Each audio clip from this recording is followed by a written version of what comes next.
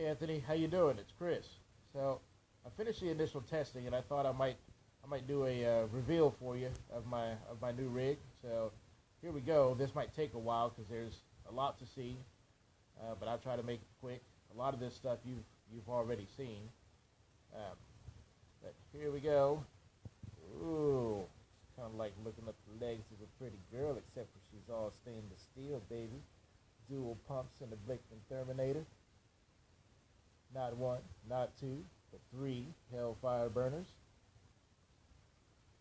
15-gallon kettles, RIMS tube,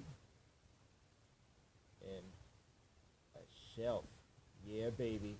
Everybody needs a shelf and a clamp, for a water hose for your HLT. Let's go in here and have a closer look at it, right? Let's start around back. All the pretty ladies, that's where I like to start with. So that's the top of the gas manifold that goes to the burner that's actually mounted to the back of the rig. That way I don't have to have it all the way at the top like a traditional 3-tier burner. I just put it on the back side. You can put these burners on any side of this 4-sided mast that you want. These needle valves that are like this are really, really nice. The adjustment is really fine. It looks almost like they're, I don't know, like oil dampened. Their motion is really nice. So this needle valve here, I think that it's maybe oil dampened or something. I don't know, but it's when you turn and twist that thing, it is really sensitive, really well dampened, so it just moves like butter. It is very, very nice. And of course, it's got a screen on the burner, so it keeps out bugs and cobwebs, stuff like that. And then it's got a little burner shield that's underneath there, so you can see it's open on this side here, but it's got a little burner shield that you can move around to block the wind. I actually need to move that burner shield around to this side because the heat that comes up the side of the kettle actually boils the water in the sight glass. So I need to move that shield around. And I'll do that later on this evening. Then of course you got a shelf there. You know, gotta have a shelf where you can put a beer. But I'll probably just end up putting my tablet there, just so that I can have my beersmith recipe right at hand, right at eye level. And below that, of course, at the top of my RIMS tube is the wire for the temperature probe. And it's all tri-clamp, so it'll come apart. It's a 2-inch RIMS tube that I got from Brewer's Hardware. So it's got a 1/2 inch, so that's your inlet there. And then I built it with a sight glass. You can actually kind of just see the element that's inside the RIMS tube. You can kind of see it there. Then it comes up, goes out, and it goes out, down, and up. And this is the turn. So this goes to the sparge arm. It's kind of dark, but you can see it there. I don't have it running right now. Just kind of heating up some water to do another water test.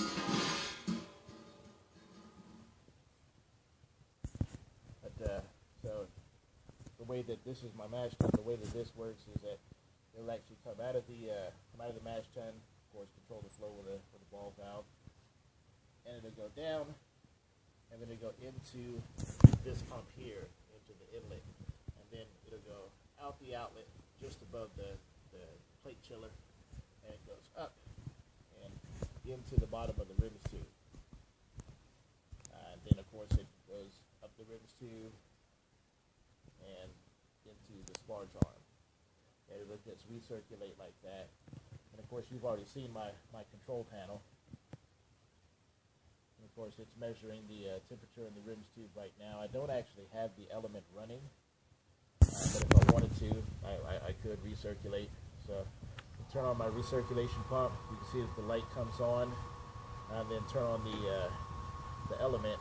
So my element power on light is there, and then of course, once this actually reaches temperature, this will flash on and off. It'll pulse as it tries to maintain that temperature. And it'll usually maintain it within plus or minus 0.2 of a degree. And of course, I've got emergency stop in case something horrible happens.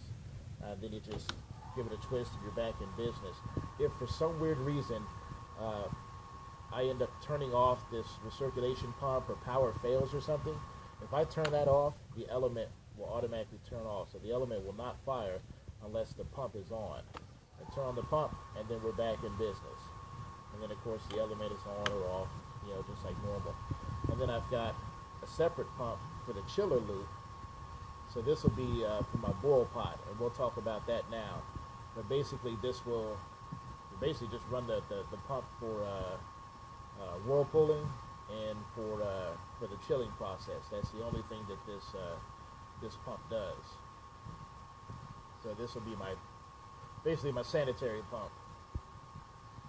Then of course, you got your timer and reset button and alarm when you have a temperature error, it'll let you know. But let's go talk about the boil kettle now.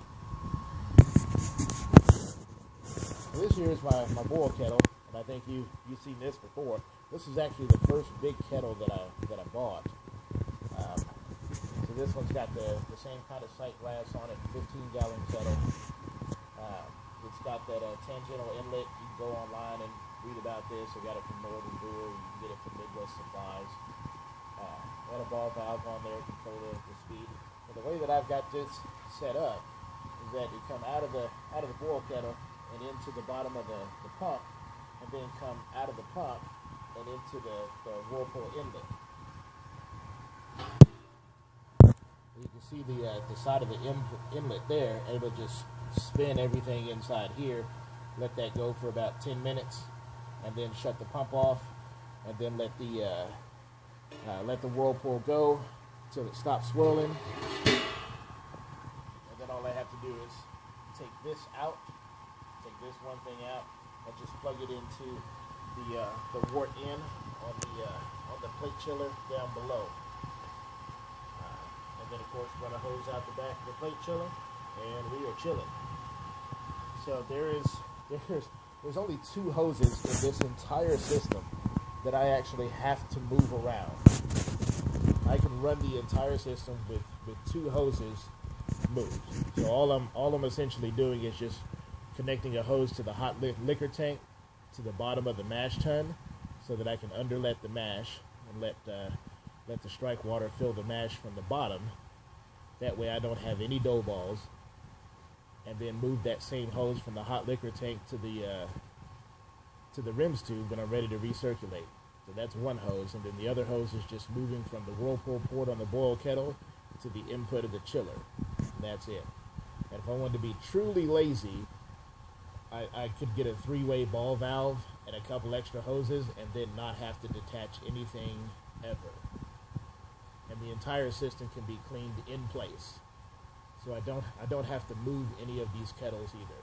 I can clean them right in place, run PBW through the entire system, circulate and all, and then flush it out, clean water after that, and then run a couple gallons of Star Sand through that, and follow it up with clean water again. And that is it. So that is my brew rig. I will be replacing my propane tank with a 40-pound instead of a 20-pound, because as efficient as these burners are, a couple of brew days, I brew quite a lot, so I don't want to have to go and fill up quite so often. But that's about it. If there's something about this system that you want to know or you have a question about, please let me know. I'll be happy to show you, explain it to you. Of course, you know what a hop rocket is. Basically, you got an input over here on this side, got an output, and you can fill this thing up with whole leaf hops, and you can use it as a hop back. So if you want to make like a really nice IPA, but you don't want to boil the hops, you don't have to isomerize them and get all of the bitterness. All you're getting is aroma and flavor. So you've already finished your boil. I use this on the way to the chiller. So it comes out of the pump, goes through this hot, filled with hops, and then it immediately gets chilled down, thereby locking into the cool wort. It locks that aroma and flavor in. So no bitterness, all aroma and flavor. And of course I got a I got an inline oxygenator. So we talked about on the phone about building one of these. So it's just a thermometer on one side, a couple of T's, and a coupler. I think it's called a pipe nipple. Then at the back there is the aeration stone there. So I just hooked this up to an O2 bottle and good to go. What else I got in here? Of course, you know, Boba Fett is always he's always helping me brew. You know, he's always looking out for me. You know. And then I got a Monster Mill 3-roller. I actually cut a hole in this counter. I don't know if you can see that under there, but I cut a hole in the counter, and so it goes underneath the counter and into a bucket. So I'll just stand that bucket like that underneath the mill and just mill away, and good to go. And then of course a bunch of other junk in my garage. But that is my rig. Thanks so much for watching, and have a good night, and happy Homebrew Wednesday. It's not Wednesday, but whatever. Bye, man.